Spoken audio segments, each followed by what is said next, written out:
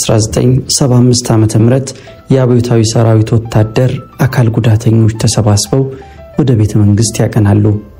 ጥያቄ አለን አሉ። ጥያቄያችን ለኮርኔል መንግስቱ ኃይለማርያም ነው፣ እሳቸው ይገኙ አሉ። ኮርኔል መንግስቱ ኃይለማርያም ተገኙ። ጥያቄውንም አዳመጡ። እርሳቸውም ምላሽ ሰጡ። የወቅቱ የወታደሮቹ ጥያቄና የኮርኔል መንግስቱ ኃይለማርያም ምላሽ አነጋጋሪ ነበረ። ለመሆኑ የወታደሮቹ ጥያቄ ምንድን ነበር? የኮርኔሉ ምላሽስ ምን ሆነ? አነጋጋሪነቱስ ምኑ ላይ ነበረ? ሙሉ ታሪኩን ለታሪክ ማስታወሻነት ይረዳን ዘንድ ይዘንላችሁ ቀርበናል። አብራችሁን ቆዩ። ፍርዱን ለታሪክና ለሰፊው ህዝብ ከወታደር አሰግድ በየነ። ዕለቱን በውል ባላስታውሰው ወርና ዓመተ ምህረቱ አሁን ድረስ ካይምሮ ያልጠፋም፣ ወደፊትም የሚጠፋ አይመስለኝም። ሚያዝያ 1975 ዓመተ ምህረት ማለዳ ነበረ። ጸጥ ረጭ ያለ ብርዳማ ማለዳ። ሰዓቱ በግምት 11 ሰዓት ከ45 ይሆናል። በዚሁ ሰዓት ቁጥራችን ወደ 200 የሚጠጋ የጦር ጉዳተኞች ከ4 ኪሎ ቤተ መንግስት ፊት ለፊት ካለው መናፈሻ ተኮልኩለናል። ብሶት ችግራችንን ልናሰማ ሁላችንም ወታደራዊ የደንብ ልብሳችንን ለብሰናል። በህይወት ውጣ ውረድ እንደ ማለዳው ሰማይ የጨፈገገው ፊታችን ብዙ ሐዘን፣ ብዙ ስቃይና ምሬት ይነበብበታል። በመካከላችን በእድሜ የገፉ አንዳንድ የጦር ጉዳተኞች ቢኖርም አብዛኞቻችን ወጣቶች ነን። ካለ ጊዜው የጠወለገ አበባ ተምሳሌቶች። ተራምዶ ያልደከመ እግራችንን ወይም ሰርቶ ያልዛለ ክንዳችንን አሊያም አይቶ ያልጠገበ ብርሃናችንን በፈንጂ አረር በጥይት እርሳስ የተነጠቀን ወጣቶች። ከዛሬ ይልቅ የነገው ህይወት የሚያሳስበን ምስኪን ፍጥሮች። ከስፍራው የደረስነው ከግማሽ ሰዓት በፊት ቢሆንም ብሶታችንን ሊያዳምጥ ብቅ ያለ አንድም ባለስልጣን አልነበረም። በዚህም የተነሳ የአብዛኞቻችን ተስፋ አልባ አይን አድሃሪያንን ብቻ ሳይሆን ተፈጥሮንም በቁጥጥር ስር እናደርጋለን የጊዜያዊ ወታደራዊ አስተዳደር ደርግ ጽሕፈት ቤት የሚል ታፔላ ከተሰቀለበት የቤተ መንግስት በር ይንከራተታል። በዚያም በተለምዶ ይሁን በሌላ ባላውቅም ቅልብ ጦር የሚባሉት በርካታ ዘቦች ቆመዋል። ወታደራዊ አቋማቸው እይታን ይማርካል። ደልዳላ ሰውነታቸው በአሚዶው የተኮሱትን ወታደራዊ የደንብ ልብስ ወጥሮ ይዞታል። አጭሩን ክላሽንኮቭ አንግተው በእጃቸውም እህል ውሃ የማያሰኝ ወፍራም ዱላ ይዘዋል። እንደ ሽንጣን በሬ ከወዲያ ወዲህ የተንጎማለሉ ንቀትና ትዕቢት በተሞላበት ሁኔታ ይገላምጡናል። ከቶም ለምን እንዲህ እንደሆኑ ባይገባኝም በጸያፍ ድርጊታቸው ናኳቸው፣ ተጠየፍኳቸው። በዚያ ብርዳም ሌሊት በእንዲህ አይነት ሁኔታ ብዙ ከጠበቅን በኋላ አንድ አጠር ፈርጠም ያለ ሰው በበርካታ ሰዎች ታጅቦ ከቤተ መንግስት ብቅ አለ። በእጁ በትረ መኮንን ይዟል። ባደረገው ወታደራዊ ዩኒፎርም ትከሻም ላይ የአንበሳና የሁለት ኮከቦች ምስል ተለጥፈዋል። የቤተ መንግስት ጥበቃ ኃላፊ ነው። ኮሎኔል ስለሺ ይባላል። እናም ኮሎኔሉ ከናጃቢዎቹ ወደኛ በመቅረብ ለመሆኑ እናንተ እነማን ናችሁ? ምንስ ነው የምትፈልጉት? ሲል በቁጣ ጠየቀን። እኛ የአብዮታዊት የኢትዮጵያ ጦር አባሎች ነበርን። አሁን ደግሞ የጦር ቁስለኞችና ጉዳተኞች ሆነን እንገኛለን። የምንፈልገውም አብዮታዊ መሪያችንን ለማናገር ነው የሚል የህብረት ምላሽ ከኛ ወገን ተሰጠው። ወንበዴት ሆኑ ምን በምን አውቃለሁ? ወታደሮች ከሆናችሁ ደንብና ስነ ስርዓት ማወቅ አለባችሁ። ጥያቄያችሁ ወታደራዊ እዝና ሰንሰለት የተከተለ መሆን ይገባዋል። በመጀመሪያ ለበላይ አዛዣችሁ አቅርቡ፣ አሊያም በሚኒስትሮች ምክር ቤት በኩል ማቅረብ ትችላላችሁ። ሊቀመንበሩ የመቶና የሻምበል አዛዦችን ይመስል ለረባውም ላረባውም ጥያቄ ልታነጋግሯቸው አትችሉም። ስለዚህ ስፍራ ልቀቁ። እዚህ ስለተሰበሰባችሁ የሚፈጸምላችሁ አንዳችም ነገር የለም። ለእናንተም ቢሆን ጥሩ አይሆንም። ተግባባን? ኮሎኔሉ ከማናችንም ጋር አልተግባባም። ምክንያቱም ሊያስረዳንና ሊመክረን የፈለገው ነገር መጀመሪያውኑ አውቀነውና ፈጽመነው የመጣነው ነገር በመሆኑ ነው። በመጀመሪያ ካለንበት ከምድር ጦር ማስተናገጃ ዋና ክፍል ከመነሳታችን በፊት ጥያቄያችንን ለክፍሉ አዛዥ ለኮሎኔል በቀለ ገቢና ለፖለቲካ ኮሚሳሩ አሳውቀን ነበር። ያገኘነው ምላሽ ግን ከኛ አቅም በላይ ነው የሚለው ነበር። በዚህም የተነሳ ያልተመለሰ ጥያቄያችንን በመያዝ ሊቀመንበሩ ጋር ለመቅረብ መተናል። አሁን ወደ ኋላ የምንመለስበት ምክንያት አይኖርም። መደማመጥ ቀረ። ሁሉም በያለበት ይናገር ጀመረ። አንመለስም፣ እሳቸውን ማናገር እንፈልጋለን። ሞራልና ዲሲፕሊን የሌለው ጦር ለማገዶ እንደተዘጋጀ እንጨት ነው። ስለዚህ ስርዓት አክብራችሁ ከዚህ ስፍራ ተነቃነቁ። ይህ የጥበቃ ቀጠና ነው። በአስቸኳይ ስፍራውን ልቀቁ በማለት ቁጣ አዘል ትዕዛዙን ኮሎኔሉ ተናገረ። ይሁን እንጂ ከቦታው የተነቃነቀ ሰው አልነበረም። እንዲያውም የኮሎኔሉ ንግግር በአብዛኞቹ ላይ ቁጣን ስለጫረ አንሄድም፣ ሌላም ሰው እንዲያናገረን አንፈልግም፣ ሊቀመንበሩ ይጠሩልን በማለት በርካታ ድምጾች ኮሎኔሉ ላይ ጮሁበት። አትሄዱም አለ ኮሎኔሉ በቁጣ። አዎ አንሄድም። ወዴት ነው የምንሄደው?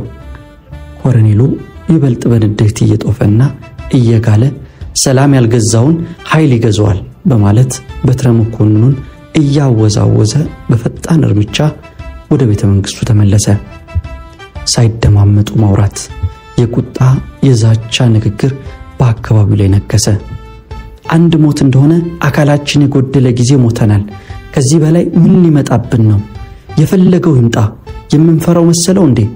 በእያንዳንዱ የጦር ጉዳተኛ ፊት ላይ የሚታየው ወኔና ቁርጠኝነት ከሞት በቀር ከዚህ ስፍራ የሚነቀንቀው እንደሌለ ይመሰክራል። ብዙም አልቆየ። ኮሎኔሉ በሄደበት ፍጥነት ተመለሰ። በዚህ ጊዜ ግን ብቻውን አልነበረም። በወታደራዊ አጠራር 130 ወታደሮችን የያዘ ማለት ነው ተከትሎታል። እኛም ጋር እንደደረሱ ደብድበው እንዲያባርሩን ትዕዛዝ ተሰጣቸው። እነዚህ አረመኔ ወታደሮች በዚያ ቁርና ብርድ ካለምንም ርህራሄ በያዙት ወፍራም ዱላ ድብደባቸውን ቀጠሉ። መተናነቅ፣ መውደቅ፣ ፍንችር ማለት፣ ጩኸት፣ እሪታ፣ ውኡታ። ኮሎኔሉ እንዳሰበውና እንደገመተው በድብደባው ለመሸሽ የሞከረ አልነበረም። እንዲያውም አንዳንዶቹ በሚደገፉት ክራንች በያዙት ከዘራ ተጋፈጡ። ብቻ የሆነው ሆኖ ጩኸትና እሪታ በመበራከቱ የተወሰነ ሰው ከተደበደበ በኋላ ኮሎኔሉ ድብደባውን እንዲቆም አዘዙ። ዳግም ሳይደማመጡ ማውራት፣ የቁጭት የልህና የምሬት ንግግር አካባቢው ላይ ነገሰ። አንዳንዱ በተቆረጠ እግሩ ምትክ የቆመበትን ክራንች ተደግፎ ትላንት ለዚች ሀገር ደማችንን እንዳላፈሰስን ምላሹ ይሄ ይሆን እያለ ይማራል።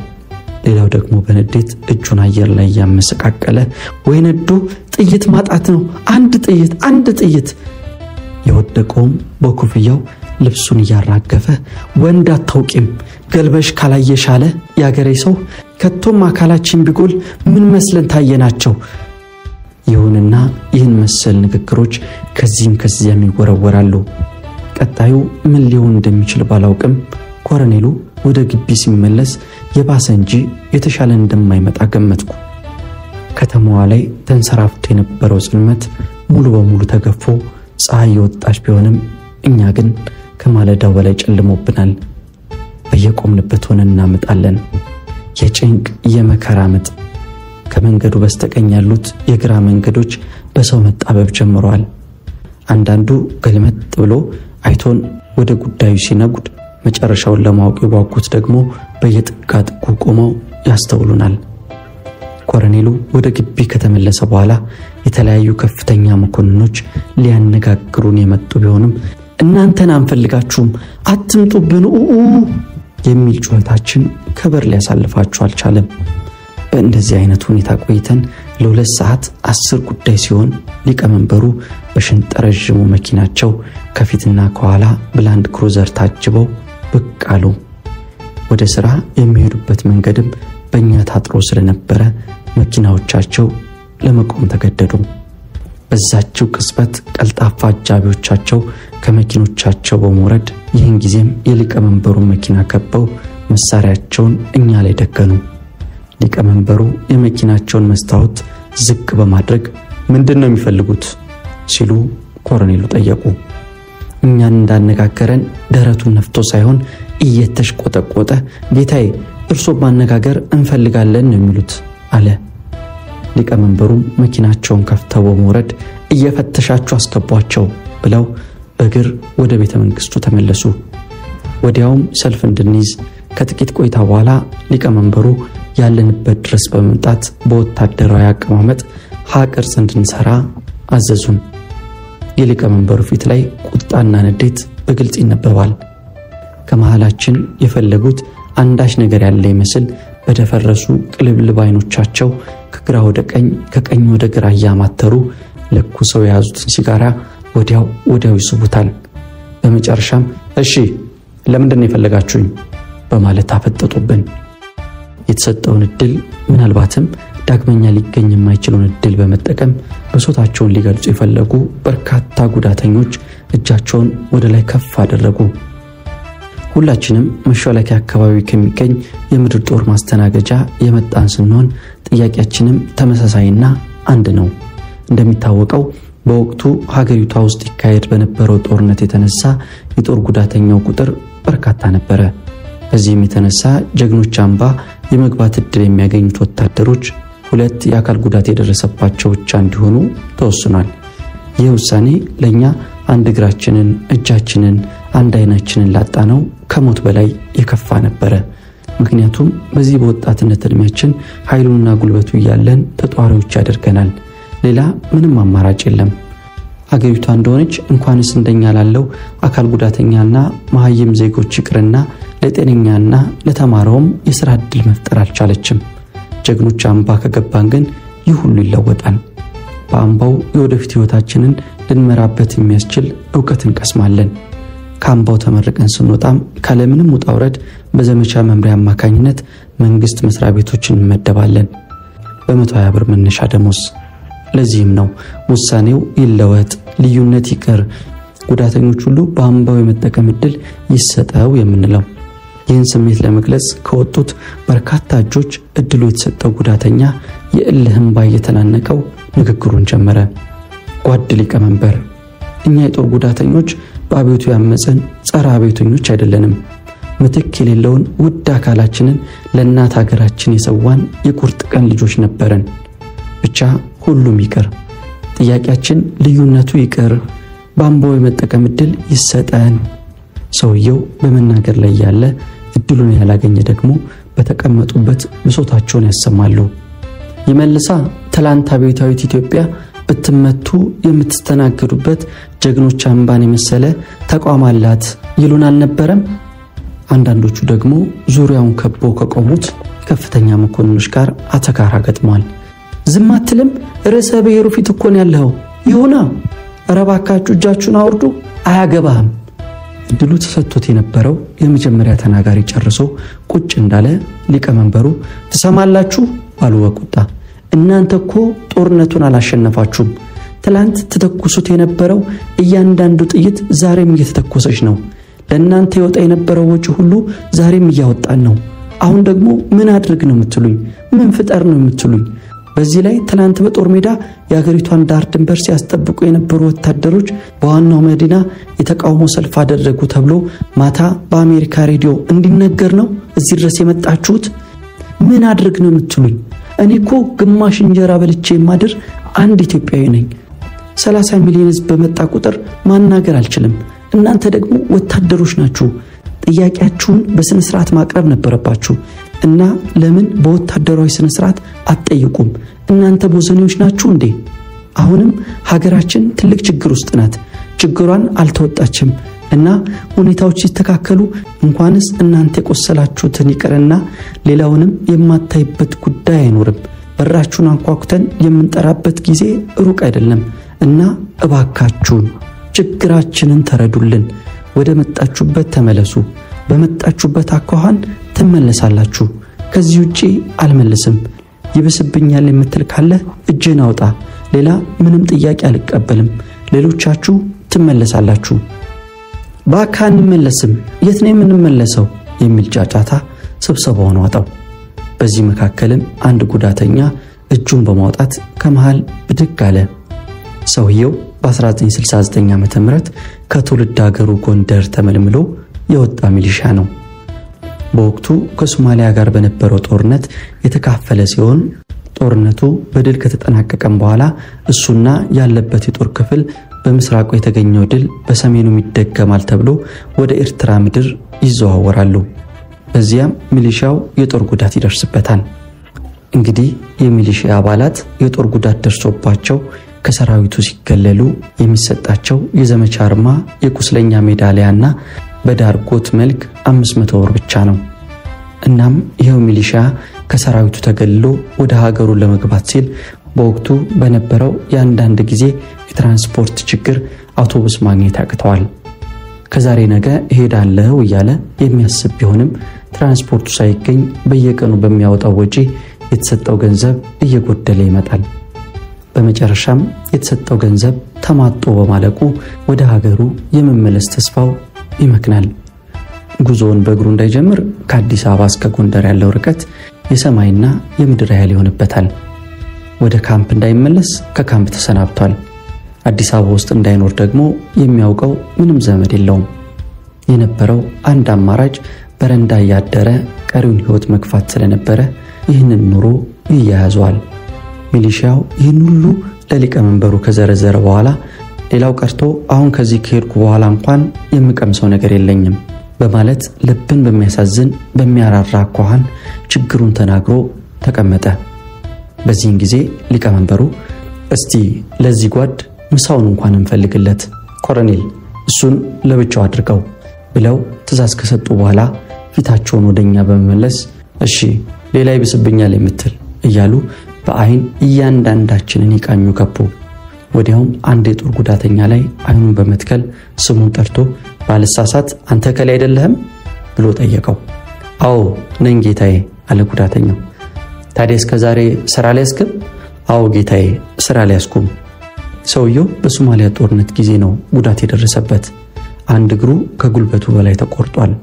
እናም ይሄ ጉዳተኛ ንግግሩን በመቀጠል እና ያን ጊዜ እንደተመታው ለከፍተኛ ሕክምና ወደ ውጭ ሀገር ተላኩ እና ውጪ በሕክምና ቆይቼ ስመጣ እናንተም ከፍተኛ የሥራ ውጥረት ላይ ናችሁ፣ አገሪቷም ችግር ላይ ነበረች። አይ የኔ ጉዳይ አሳሳቢ አይደለም አልኩና ታገስኩ። አሁን እነዚህን ጓዶቼን ሳይ አብሬ መጣሁ አለ። ሊቀመንበሩ ፊታቸውን ወደ ኮሎኔሉ በማዞር ይህንንም ከቅድሙ ጉዳተኛ ጋር አስቀምጠው በማለት አዘዙ። ጉዳተኛው ተነስቶ ለብቻው ተቀመጠ። በመጨረሻም አንድ ሽማግሌ ብሶታቸውን ሊያሰሙ ተነሱ። እንዲህ በማለት ንግግራቸውን ጀመሩ። ጓድ ሊቀመንበር፣ በሰራዊት ውስጥ ለ20 ዓመታት ያገለገልኩ ሲሆን የበርካታ ቤተሰቦችም አስተዳዳሪ ነኝ። ከልጆቼ ውስጥ አንድም ለአቅመ አዳም የደረሰ የለም። ሁሉም የኔኖች ጠባቂዎች ናቸው። ይህን ያህል ቤተሰብ በጡረታ ደሞዝ ማስተዳደር ለኔ እጅጉን የሚከብድ ነው። በጉልበቴ ሰርቼ እደግፋቸዋለሁ እንዳልል ይሄው እንደሚያዩት በማለት ከጉልበት በላይ የተቆረጠ እግራቸውን ከፍ አድርገው ካሳዩ በኋላ ታዲያ በዛች ጡረታ ገንዘብ ላይ እኔም ከምጨመርባት ወደ ጀግኖች አምባ እንድገባ ይፈቀድልኝ ብለው ቁጭ አሉ። እናቱ የሞተችበትም እናቱ ወንዝ የወረደችበትም እኩል ያለቅሳሉ ይባላል። እናቱ ወንዝ የወረደችበት እርሶ ኖት በማለት ሽማግሌውን እፍረት ውስጥ ከከተታቸው በኋላ በቃ ከዚህ በላይ ምንም ጥያቄ አልቀበልም፣ አሁን በመጣችሁበት አካዋን ትመለሳላችሁ ብሎ መኪና እንዲቀርብ አዘዘ። በርካታ ሰዎች ያጉረመረሙ ቢሆንም ስብሰባው ተበትኖ ለመጓጓዣነት የግቢው ላንድ ክሩዘሮች መጥተው ተደረደሩ። መኪናዎች ውስጥ ከመግባታችንን በፊት ስማችንን እንድናስመዘግብ ተጠየቅን። ምክንያቱንም ስንጠይቅ ወደፊት ጡረታ እንኳን ከወጣችሁ በኋላ ብንፈልጋችሁ አድራሻችሁን ለመያዝ ነው በማለት የእያንዳንዳችን ስም፣ መለያ ቁጥርና የጦር ክፍላችን ተመዘገበ። ግና የምዝገባው ዓላማ ሌላ ነበረ። ይኸውም በስብሰባው ወቅት በደንፍላት ይናገሩ የነበሩትንና ለመጠየቅ እጃቸውን ያወጡትን ከስማቸው ትይዩ ምልክት ተደረገባቸው። በተሳፈርኩበት ላንድ ክሩዘር ስጓዝ እንኳን አስብ የነበረው እነዚህን ሰዎች ምን እንደሚያደርጓቸው ነበረ። የተጫነባቸው ላንድ ክሩዘር መኪናዎች በተፋጠነና በተቀላጠፈ ሁኔታ ከምንኖርበት ምድር ጦር ማስተናገጃ አድርሰውን ተመለሱ። እኛም በተስፋ የተሞላ ልባችንን ይዘን ወደ የማደሪያ ክፍላችን ተበታተንን። ከጥቂት ደቂቃዎች በኋላ የፖለቲካ መምሪያ ማይክሮፎን ስራውን ጀመረ። እነዚያ በስማቸው ትይዩ ምልክት ተደርጎባቸው የነበሩት የጦር ጉዳተኞች ፖለቲካ መምሪያ ክፍል ድረስ ለሥራ ጉዳይ እንዲቀርቡ ተጠሩ። ግቢው በሽብር ተዋጠ። ከኛ ማደሪያ ክፍል ብቻ 5 የጦር ጉዳተኞች ስማቸው በማይክሮፎኑ ተጠርቷል። ከአምስቱ መካከል አንዱ የኔ ጓደኛ ነበረ። አለሙ በጅጋ ይባላል። ሰልፉን በአስተባባሪነት የመራ ሲሆን በጥያቄውም ወቅት የግንባር ቀደምትነት ቦታን ይዘው ከነበሩት መካከል አንዱ ነው። ጥሪው በዚህ አይነት ሁኔታ ቀጥሎ በርካታ የጦር ጉዳተኞች ወደ ፖለቲካ መምሪያው አመሩ። አንዳች የሐዘን ጥላ ግቢው ላይ ያጠላበት መስሎ ተሰማኝ። የሚናገርም ሆነ የሚጫወት የለም። ሁሉም በዝምታ ተውጦ ከንፈሩን እንደነከሰ መጨረሻውን ይጠባበቃል። ብዙም አልቆየ። ተጠርተው የወጡት ጓደኞቻችን ነጭ የእጅ ጓንትና የብረት ቆባ ጠለቁ የወታደር ፖሊሶች ተከበው ከፖለቲካ ኮሚሳሩ ቢሮ ወጡ። ወዲያውንም ጋዝ የምትባለው የወታደር መኪና ላይ ከተጫኑ በኋላ በወታደር ፖሊሶች እንደተከበቡ ከግቢው ተወሰዱ። ወዴት ለምን እንደሆነ ማንኛችንም የምናውቀው ነገር አልነበረም። ጥሪና አፈናው በተከታዮቹም ቀኖች ቀጥሎ በርካታ የጦር ጉዳተኞች ተወሰዱ። ተጠርቶ ከመሄድ በቀር የሚመለስ ባለመኖሩ የት እንደተወሰዱ ለማወቅ አዳጋች ሆነብን። በእንዲህ አይነት ሁኔታ ተወስደው የተሰወሩትን የጦር ጉዳተኞች የት እንደተወሰዱና ምንስ እንደደረሰባቸው ያጫወተኝ ከተወሰዱት መካከል አንዱ የሆነው ጓደኛዬ አለሙ በጅጋ ነበረ። በጋዝ መኪና ተጭነው ማስተናገጃውን የለቀቁት የጦር ጉዳተኞች የተወሰዱት በድሮ አውሮፕላን ማረፊያ መንገድ ከሚገኘው የወታደራዊ ፖሊስ እስር ቤት ነበረ። በዚያም በስጋትና በጭንቀት ተውጠው የሚሆነውን ይጠባበቁ ጀመረ። ሰዓት በቀን ቀን በሳምንት እየተተካ ካለምንም ጥያቄ ወር ተቆጠረ። ጉዳተኞቹ ያንን ጥያቄ ባያቀርቡ አብዛኞቹ በተያዙበት ጊዜ በጡረታ የሚገለሉ የነበሩ ሲሆን በእስር ቤት ቆይታቸው ግን ከምግብ በስተቀር የሚሰጣቸው ደሞዝም ሆነ ልብስ አልነበረም። በዚህም የተነሳ ለሚያስፈልጋቸው አንዳንድ ነገሮች ጌጣቸውን እየሸጡ መጠቀም ጀመሩ። የጦር ጉዳተኞቹ በአብዛኛው ወጣቶች በመሆናቸው የተቆረጠው የእግራቸውና የእጃቸው አጥንት እያደገ ኦፕራሲዮን ተደርጎ የተሰፋውን ቀዳዳ በመቅደድ ይቆስልባቸው ጀመረ። ይሁንና የሚያገኙት ሕክምና ባለመኖሩ ቁስላቸው በኢንፌክሽን ተመርዞ ከመካከላቸው 2 ልጆች ለሞት ተዳረጉ። ይህን መሰል አሰቃቂ ሁኔታ የገጠማቸው የጦር ጉዳተኞች አመጻቸውን በእስር ቤትን በመቀጠል ምግብ አንበላም ብለው ለ3 ቀን የረሃብ አድማ አደረጉ። ለዚህ ጥያቄያቸው ከመንግስት የተሰጣቸው ምላሽ ግን የአድማው ጠንሳሾችና ሌሎችንም ታሳድሙ ናችሁ በማለት ከመካከላቸው ወደ 5 የሚጠጉትን መውሰድ ነበረ። አሁን ድረስ የት እንዳደረሷቸው አይታወቅም። ቀሪዎቹ በዚህ የጭንቅ እስር ቤት 7 ዓመት ከታሰሩ በኋላ ያለ አንዳች ጥያቄና ፍርድ አወጥተው ወረወሯቸው። እንኳንስ ጀግኖች አምባ ሊገቡ ደማቸውን አፍሰው አጥንታቸውን ከስክሰው ሊያገኙት የነበረውን የጡረታ መብት ተነፈጉ። በዚህም የተነሳ አንዳንዶቹ እንዲሆነን አገራችን አንገባም በማለት ራሳቸውን ሲያጠፉ፣ ሌሎች ደግሞ የአእምሮ በሽተኛ ሆነው ቀርተዋል። የተወሰኑት ግን በልመናና በመሰል ሥራ አሁንም ድረስ ሕይወታቸውን ይገፋሉ። ከዚህ ሁሉ እጅግ የገረመኝና የደነቀኝ ነገር ቢኖር በቤተ መንግስት ብሶታችንን ያሰማን ቀን ሊቀመንበሩ ችግሩን የተረዱ መስለው እስቲ ለዚህ እንኳን ምሳውን እንፈልግለት በማለት ተለይቶን እዚያው እንዲቀር ያደረጉት ሚሊሻ የዚያን ዕለት የሰማዕትነት ጽዋውን መቀበሉን ሰዛማ ነበረ። በእርግጥም ተገድሎ ከሆነ የድርጊቱ ገጽታ አሳዛኝነት ወይስ ምን? ፍርዱን ለሰፊው ሕዝብና ለታሪክ ተዋለው። አሰግድ ይህን ታሪክ ካጫወተን በኋላ ጥቂት ጥያቄዎችን አቅርበንለት ነበር። አሁን ያ ሁሉ ጦር ተሸንፎ ተበታትኖና ግማሹም የመንገድ ተመጽዋች ሆኖ ስታየው ምን ይሰማሃል? ወታደር አሰግድ ሲመልስ እጅግ በጣም ልማዝነው። ኢትዮጵያ ውስጥ ከጥንትም ጀምሮ የተለመደ ነገር አለ። ለምሳሌ ያህል ፋሽስት ኢጣሊያ ከሀገራችን ተባሮ ከወጣ በኋላ ተጠቃሚ ሆነው በዱር በገደሉ ሲዋደቅ የነበረው አርበኛ ሳይሆን የከተማው ደልዳይና ባንዳው ነበር።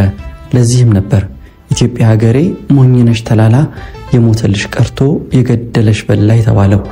ከዛም ወዲህ ቢሆን ያለው ሁኔታ እጅግ አልተለወጠም። ስለዚህ እኔም የጦር ሜዳ ጓደኞቼ ተበታትነውና እንዲህ ተመጽዋች ሆኖ ሳይ የሚሰማኝና የሚታወሰኝ ይሄው አባባል ነው። ሌላ ጥያቄ፣ ለሀገራችን ይህንን ሁሉ ሰተናት እሷስ ምን ሰጠችን የሚል ነገር ታስቦ ያውቃል? የዛሬ ሕይወትን ስታየው ወታደር ባልሆንኩ ኖሮ የሚል ጸጸት አድሮብ ያውቃል? ወታደር አሰግድ ሲመልስ በርግጥ ነገሩ ያሳዝናል፣ ያናድዳልም። እኔ በመጀመሪያ ደረጃ ውትድርና ስቀጠር አገሬን ማገልገል አለብኝ፣ የአገሬ ዳር ድንበር መጠበቅ አለበት በሚል ዓላማ እንጂ ለአንድ ግለሰብ ብዬ አልነበረም። ስለዚህም አገሬ ምን አደረገችልኝ ሳይሆን ለአገሬ ምን አደረግኩላት የሚለውን ነገር ነው ሁሉ ጊዜ የሚታሰበኝ። ገና ለገና ያሁኑ ኑሮ የተበላሸ ብዬ ወታደር ባልሆንኩ ኖሮ የሚል ጸጸት አያድርብኝም። የሚያሳዝነኝና የሚቆጨኝ ግን መጨረሻው እንዲህ መሆኑ ነው። የመጨረሻ ጥያቄ ሲጠየቅ ወታደሩ የጦር ሜዳ ጓደኞች ዛሬ የት እንዳሉ ታውቃለህ? ትገናኛላችሁ? ስትገናኙ ምን ተባባላላችሁ? ወታደር አሰግድ ሲመልስ ሁሉንም ባይሆን አንዳንዶቹን አልፎ አልፎ አገኛቸዋለሁ። ስንገናኝ የምንጫወተው በአብዛኛው የጦር ሜዳ ውሏችን እንዴት ይመስል እንደነበረ ነው። ዘመድ አዝማድ በሌለበት በዛ በረሃ የሞቀ የኮዳ ውሃችንን ተቃምሰን አንዱ የአንዱን ሕይወት ለማትረፍ ሲወድቅ አንጠልጥሎ እየሮጠ እነዚህን ሁሉ አብረን ያሳለፍን ስለሆነ እንደ ወንድማማች ነው የምንተያየው። ሲቻለንም እንረዳዳለን።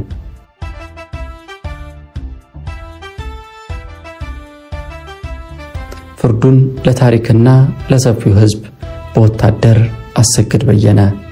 ታሪኩን ያገኘነው ሳሌም ከተባለው መጽሔት በህዳር ወር 1985 ዓ.ም እንዲህም ተኑሯል በሚለው አምድ ስር የቀረበ ነው። እኛም ለታሪክ ማስታወሻ የሆነን ዘንድ ይዘንላችሁ ቀረበን። ይህም የኢትዮጵያ ታሪክ ነው።